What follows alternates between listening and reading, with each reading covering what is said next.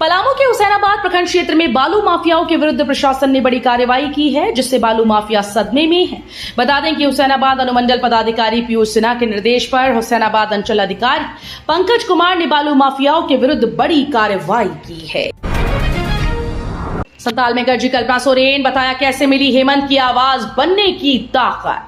ये संताल परगना है, यहाँ पहले भी उलगुलान हुआ था। इस बार बीजेपी वालों को चेता देना चाहती हूँ कि ये उलगुलान हर व्यक्ति के अंदर में है, चाहे वो आदिवासी हो, दलित हो, गरीब हो, गुरबा हो। इस बार ये वोट के माध्यम से उलगुलान का संदेश देंगे। ये बातें पाकुड़ के रहसपुर और हिरणपुर फुटबॉल मैदान में आयोजित चुनावी सभा को झामुमो की स्टार प्रचारक कल्पना मुर्मू सोरेन ने संबोधित करते हुए कहा। गोड्डा में आज पड़ेंगे वोट, कड़ी सुरक्षा के बीच मतदान कर्मी बूथ्स को रवाना।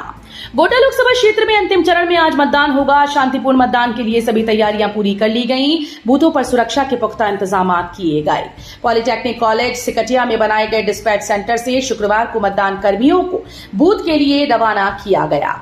ईवीएम, वीवीपैट और अन्य सामग्री लेने के लिए सेंटर पर पूरे दिन मतदान कर्मियों की गहमा गहमी रही।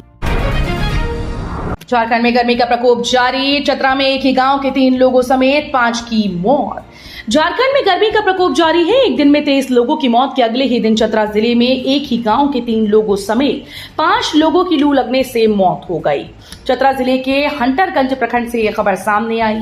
बताया गया कि प्रखंड के औरू गेरुआ गांव में लू लगने से 3 लोगों की मौत हुई। तो ये थी आज की बड़ी खबरें। अगर आपको न्यूज पसंद आई हो तो वीडियो को लाइक और शेयर करना बिल्कुल न भूलें।